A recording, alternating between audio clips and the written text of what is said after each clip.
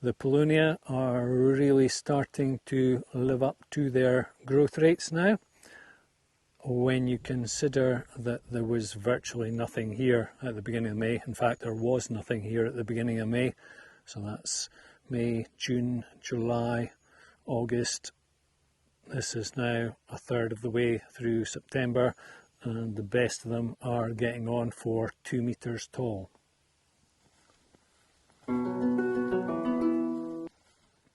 And they're all starting to look quite amusing now. Really pleased.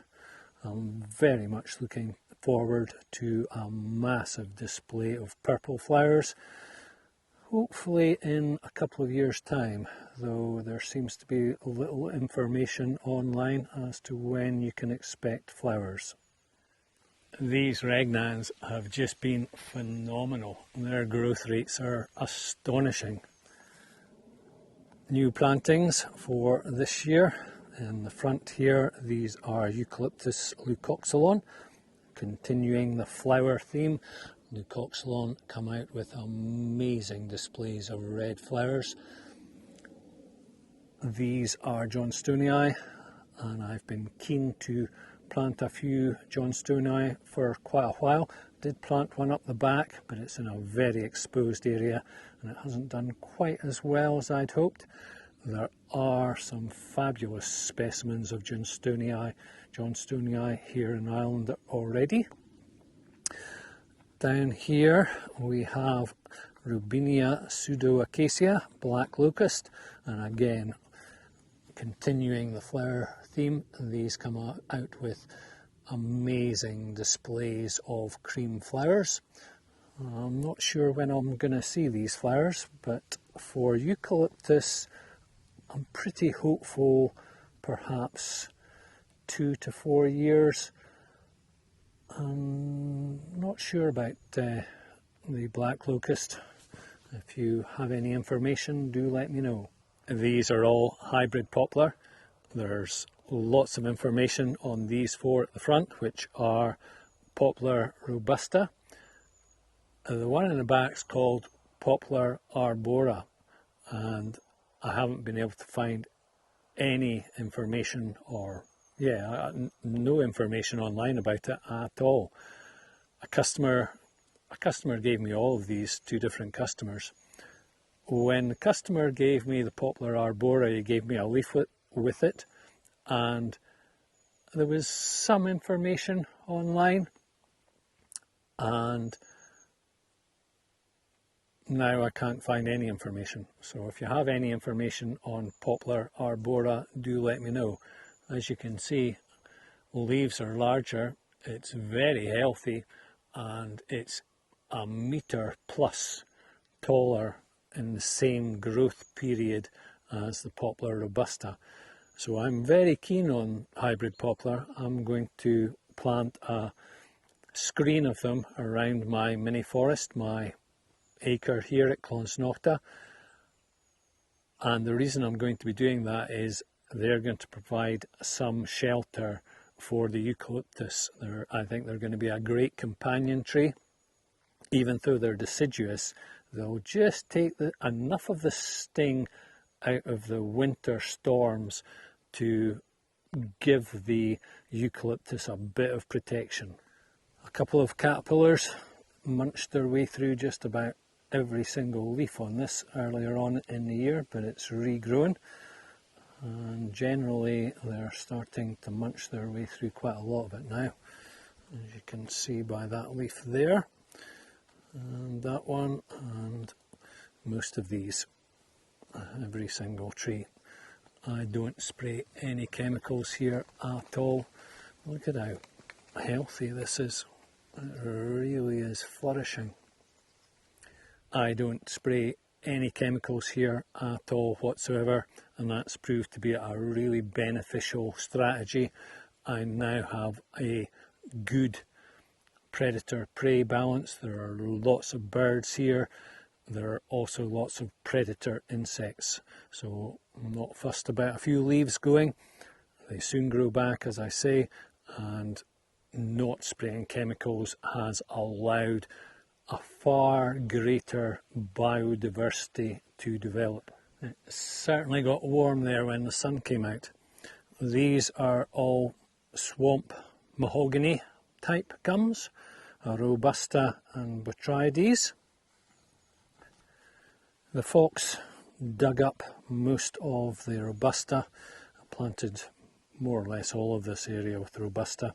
One did survive. It got a little bit burnt off during the winter, but it's come back strongly. I did plant one up the back last year or the year before, and it didn't survive, but up the back it's really exposed, and I think there's other issues up there as well. Anyway, the Robusta are thriving here. This is early days for them, but they're a swamp mahogany, a mahogany substitute, so I'm particularly keen to experiment with these as a commercial forestry tree here in Ireland and elsewhere. Mahogany is so expensive. These in the front, as I say, are Botrytis, and likewise these are flourishing, really healthy. These are Paulownia, and they're growing their adult foliage now, and that's fabulous. I'm really pleased with that. I'll miss the juvenile foliage, which is very attractive, though it's disappearing quickly. The juvenile foliage stays on the stems and gives Paulownia its common name, spinning gum, and as you can see, what happens is the foliage stays on the stems and spins around in the wind. These are Eucalyptus camphora, and they're another swamp gum, but a totally different family of swamp gum from the Robusta Botrytis. I planted these around about a year ago, and the best of these are easily 2.2 metres, well over 2 metres tall. As the name suggests, camphora smell nice. Some people say it does smell nice, some people don't like it at all. I like it. I think it's a very pleasant smell. Just going to touch on the nitens in the background. Isn't that amazing? It's really thick in the base there. Hopefully I can get down and give you a close-up. It's really thickened up nicely in the base. Anyway, the reason why this is so amazing is that this is my compost heap basically, as you can see. And I actually chucked this one out because I didn't think it was worth selling. And just look at it. Fantastic, very, very healthy, producing lots and lots of flower buds this year, as have several of the Eucalyptus nitens. Really pleased for it.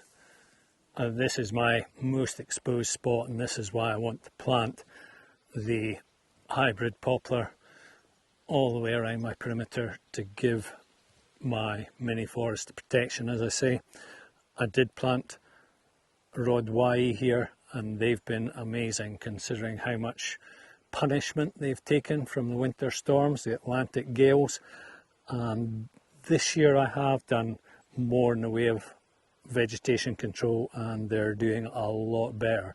So I'm hopeful that these are going to establish themselves. I'll be able to update you with just how resilient these are April next year, but I am hopeful, as I say. They're not particularly tall. They are a swamp gum, and it has been a particularly dry spring and summer here in Ireland, and this is on a bank, so it'll be very, very well drained. So they're not particularly tall. They haven't had ideal conditions, getting blasted by the gales and then subjected to drought conditions, but they are healthy, and we have had some rain recently, so I'm hopeful these are going to do well. And these are nitens, and like the regnans, their growth rates have just been astonishing, really fantastic. I am expecting the growth rates of these and all the trees in my mini forest to start slowing from around year 4 to 5. These have been in the ground for 4 years now. In a commercial forest you would start thinning these out and leaving the best specimens with a spacing of about 2-3 metres apart. I'm not going to do that.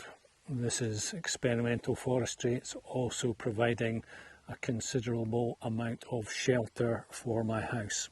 So I'll be leaving these and just taking the wind blow as additional extra firewood. These in the front are Cineraria, the blue Cineraria, and these were planted from very scruffy plugs and they're really starting to thrive now. And I would say that's a similar case for all eucalyptus. As long as they've got a good root structure in the plugs and some white root growth, they're going to take off once you plant them in the ground and become healthy, vigorous specimens. These are Archiri, in the same family as Gunnii, and smaller leaves. So I would imagine this is definitely a candidate for floral arrangements, for floral foliage. They've certainly grown. They're not hugely vigorous in terms of the way regnans or nitens are. They're a totally different family of eucalyptus, but still in a year or so, 2 metres. These are ovata, and they're same family as camphora and rhodwii, and this is the best of the ones I planted, and it's 3 metres tall in a little over a year, really flourishing. And we haven't had the rain. These are all swamp gums, and we haven't had the rain to really give them a chance and boost their growth. So I'm very hopeful these are going to do really well.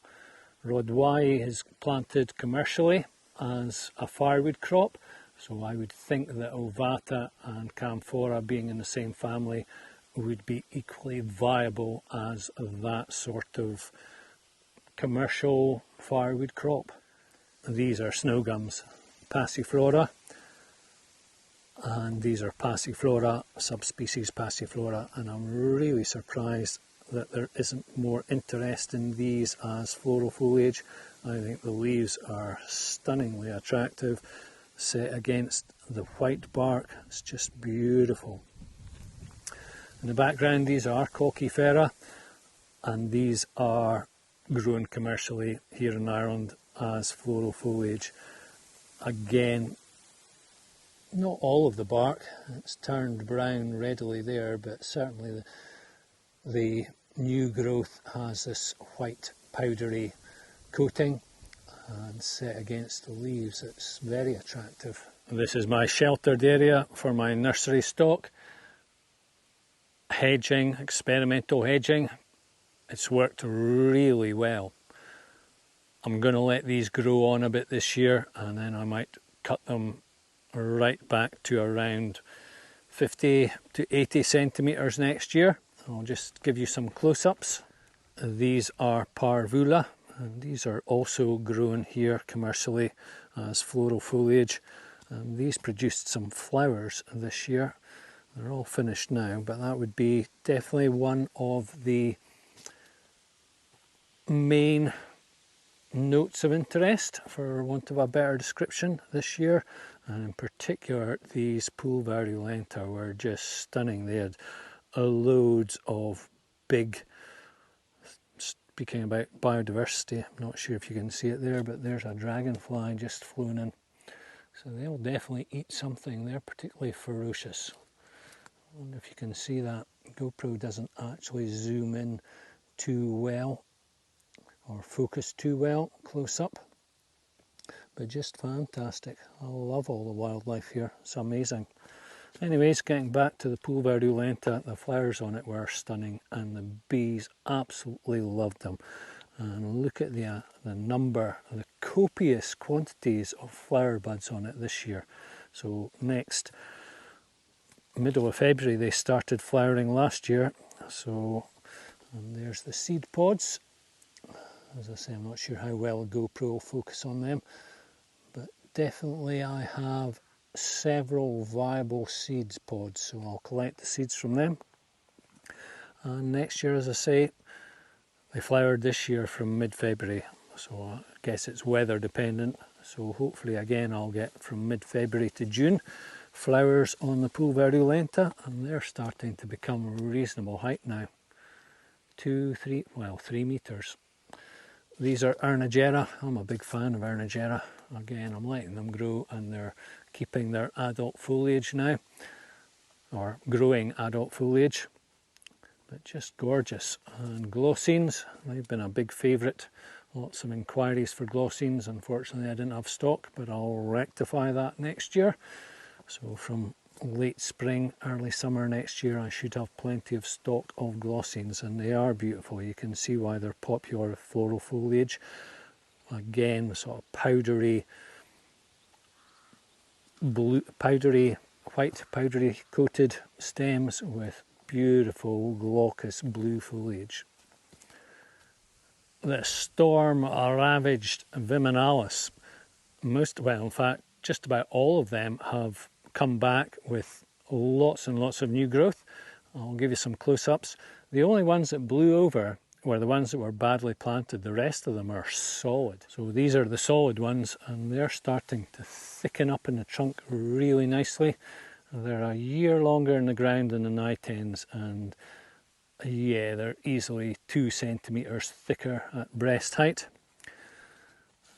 Possibly more. That one's easily 5 centimetres thicker than the best of the nitens at breast height, and there's my best one up at the corner, and I'll show you that shortly. So that was a replacement. It hasn't grown massively, if you can even see it there. Hasn't grown massively this year. Not the best conditions. It is shaded, so we'll see. I intend to plant globulus along this bank during the winter once the vegetation goes down a bit. As you can see though, the Viminalis, although they got blown over, they've soon come back. So that one's a bit slow. It's only put out 2 new shoots. However, this one has just burst back into life. Really healthy. Really pleased. Likewise, this one, I cut this one off higher up, and 10 new shoots coming off it. Really healthy, really vigorous. Likewise, this one, 2 there. This one, lots and lots and lots of shoots coming off this one. So for Viminalis, don't worry about if they blow over, they just come back. And this was probably this was the first one to blow down. Again, as I say, they just weren't well planted, otherwise they'd been fine. But look at it come back from the back of beyond. Fabulously healthy. So I'll be leaving the ones that are growing. I'm not going to take stuff out if it's healthy and growing, but I am going to start planting globulus in amongst these, and the reason for that is this one here. It is spindly. It's reaching for the sun. The sun's going to be in the way here, but it's easily, in a couple of years, 4 meters tall. It was a meter tall when I planted it, and it was probably a year old then. So maybe 3.5 years old, and it's 4 meters plus tall, but thriving. And I actually chopped it. You can probably just see there where it's kinked in the bark. I'm not sure if this is coming out too well on the camera. Where it's kinked in the bark, I actually chopped most of the top growth off it because it was covered in psyllid. This is blue gum psyllid, so they're very prone to that. Here's my best Viminalis, and that's easily 15 centimetres at breast height now, although these do get burnt off here, which is another reason why I'm going to plant globulus. I'll keep the Viminalis to the right of this avenue and plant globulus, which I think will be, apart from their huge rapid growth rate, I think they'll be more wind resilient. Not sure if this one's still got some flowers on it. Maybe you can just pick out so it's got the flower buds there. And as I say, flowers have definitely been one of the features of this year. Looking for the right expletive. Yeah, flowers have definitely, I've had lots and lots of flowers. In terms of wind, leaves dropping off, it has been a particularly dry year here in Ireland, and certainly maybe it's just because these are maturing, but they've dropped a lot more leaves this year. I've left this area as a wildflower area, and I have planted wildflowers, and it does better and better every year. I have a new technique for planting them, which will mean the birds won't eat them all and they'll get a better chance. So come spring I'll plant some more different varieties, but it's really done well. I'm really pleased. It's well past its best now. Lots of yarrow, lots of yellow rattle, and lots of red clover. So red clover, yellow rattle. Let's see if we can find some yellow rattle. Lots and lots of red clover. And milk kefir experiment, yeah, a year later there are still signs of a rose that are just more, there's just more growth in some areas, some sections, and they are in rows.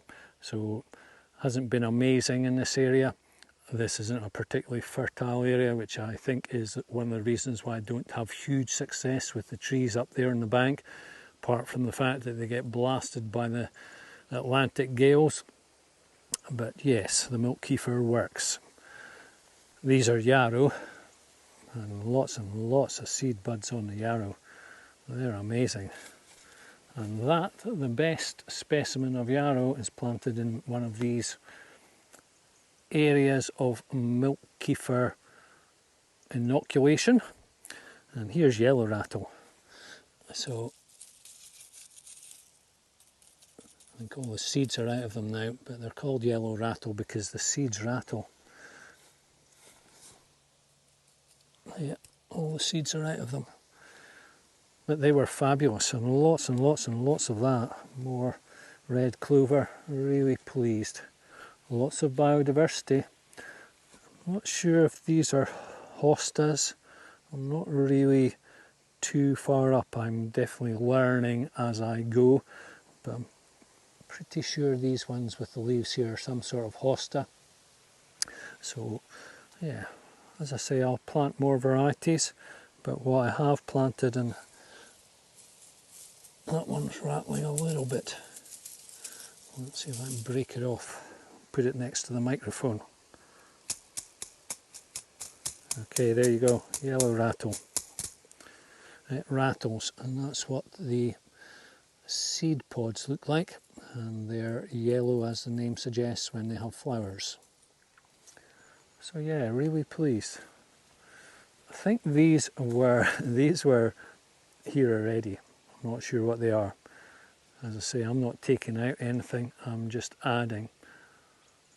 Very pleased. These are Arnagera that I planted, and this one hasn't done too well, but the rest of them have. These two that I planted last year, and in the background I planted more Arnagera, and like I say, not been a great year for them because there's not been the hydration for them. The ground's very dry and there's not much soil up here in this area. So they've survived it, and now that they've survived it this far, we are starting to get some hydration in the ground. So I'm very hopeful these will do really well up here. This is the Johnstonii that gets thrashed by the Atlantic gales, so it's not huge, but it's very healthy. As you can see, the leaves are just really healthy, really thick. So maybe these mature leaves will do better this year, and the tree will do better next year. Fingers crossed. planted a Dull Empliana in this corner, just so that I could absolutely have one Dull Empliana that I could identify. And this is a MacArthuri, and I've got high hopes for MacArthuri as being a resilient, wind resilient tree here in Ireland, and I'm going to plant quite a few of these up on the bank. I've got another bank that I've started preparing. So on my way to show the other part, this is another MacArthuri, and it's, I think, 2 years in the ground from memory. 2020, summer of 2020. And I'm sure somebody will correct me if I'm wrong, but you can identify MacArthuri. One of the characteristics that I'm seeing is these, I'm not sure what the botanical name for it is, but the leaves grow in pairs jutting out from the stems at the same area. I'll just give you some close-ups so you can better understand what I'm trying to explain. The main reason, as I say, with MacArthuri, when they were in polypots in an exposed area, they were very wind resilient. So that's why I'm so keen on these. And so this area, I did get the bush cutter out, and I've taken quite a lot of the vegetation off it, and I'll continue to do so.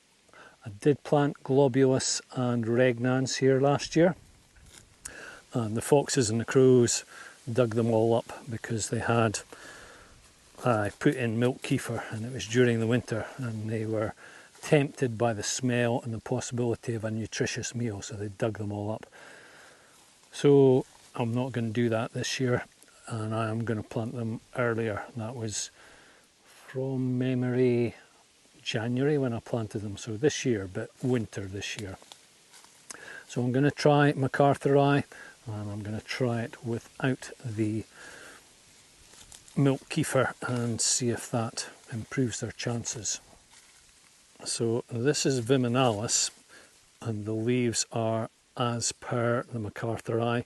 However, the leaves have some stem between them and the twig,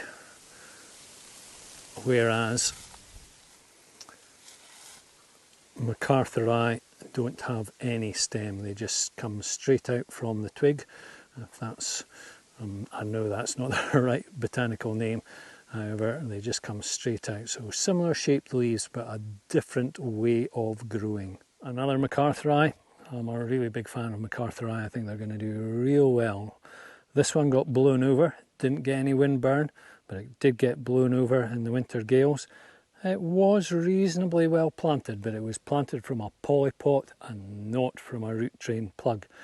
And I'm definitely in favour of root train plugs rather than polypots. So I chopped this one off as it was sprawling all over the path there when it got blown over, and as you can see, it's readily grown back several shoots. So I'll just leave it do its thing, but as I say, very good feeling about MacArthuri and high hopes for them. I'm definitely going to plant some here, a lot of them here. The Guinea hedge in front of the polytunnels took a real beating from Storm Barra and the other winter gales. As you can see though, came back really strongly. I've given it quite a haircut recently. Very healthy, very pleased. In terms of shelter, toughness, it's definitely done its job. Very happy with it. This is Morana, a dwarf variety of eucalyptus, so one for the small garden.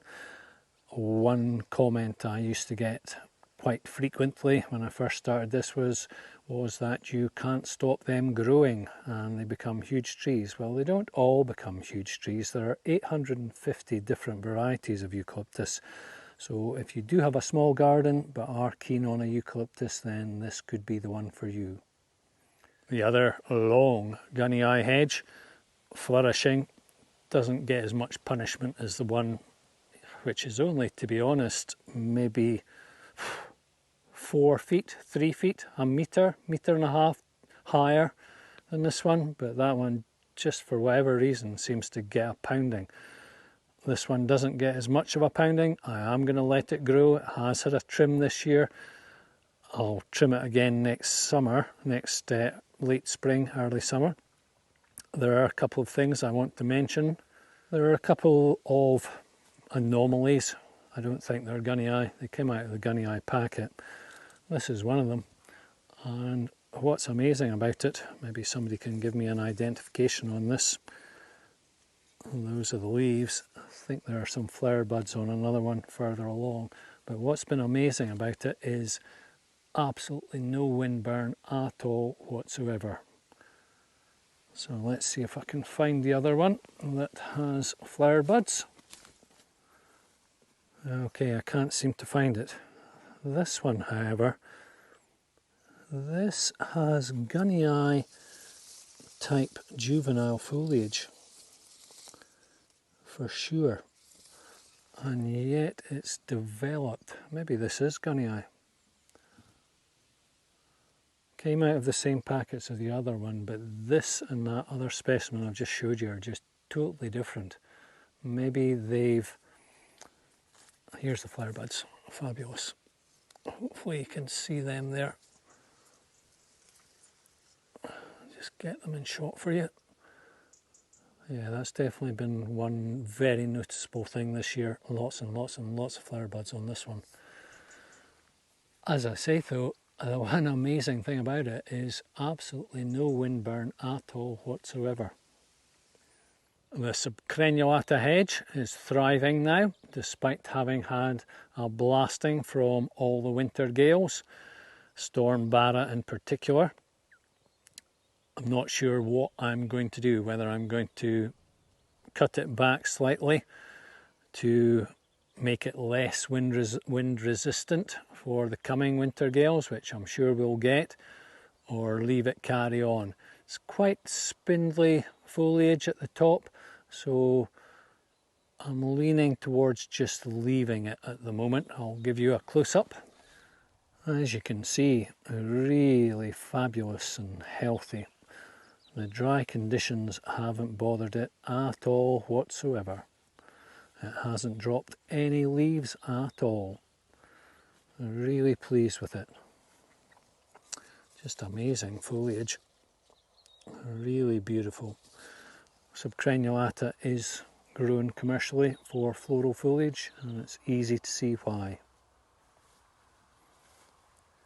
So lastly, I said several weeks ago, probably about 6 to 8 weeks ago now, that I would be moving bog lizard more towards, or including more about growing your own food. It's going to be a learning curve for me, and that's 100% certain. I've actually started growing my own food, a very small portion of my own food. It's amazing. The difference is incredible, and I'll give you some shots of that shortly. In the meantime, when I made this polytunnel, I had these raised beds, and it was always the intention to fill them full of soil and compost and start growing things like tomatoes, lettuce, courgettes, etc., spinach, all the things I eat regularly. So just give you some close-ups. I'm filling it full of the soil, the sods of turf that I've dug out of my area that I'm going to turn into a pond to encourage even more wildlife and biodiversity. A pond is reckoned to be one of the most significant things you can do to attract wildlife to your garden. And instead of dumping the scraps of food on my compost pile down by that night ends, I'm now going to start dumping them in here and gradually fill this up. So yeah, really looking forward to this. Hopefully I'll get this organised by early spring, can start sowing. As I say, tomatoes and lettuce, spinach are definitely 3 mainstays of my diet. So here are the beginnings of my growing my own food. These are herbs. I add a lot of herbs to all the meals that I eat, and one in particular, coriander or cilantro. I've put these in the shade here in a cooler spot so they don't bolt, but as you can see, I definitely eat them, and the flavour is totally different. It's so strong but so nice, and the smell, the aromas are just, they're pungent but in a nice way. So certainly you can grow herbs most places. I bought the 150 €2 small pots out of the supermarket. I had big polypots and I just filled them full of, it's peat-based compost, but filled them full of compost, planted the small pots in them, and up they came. And as I say, the taste is just fantastic. More herbs, as I say, these are easily grown. These are all grown from the €2, 150 euro small plants that you can buy out of most supermarkets, certainly here in Ireland. So rosemary hasn't done too well. It's not very vigorous. Maybe that's just the way it is. Chives certainly takes off. I eat quite a lot of chives. It goes really well with broccoli soup. Thyme, again, I think that was just shaded and that's why it hasn't done so well. Parsley, again, smells and flavours are just much more flavoursome. Basil, I don't think the basil's doing too well after the recent rains and it's got its roots in the water, so I'll move that to a drier spot. Maybe I'll do some research first, but I think that's what that needs.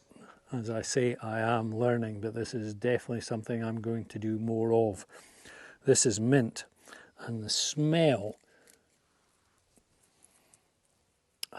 just really pleasant in a totally different way. It's much stronger.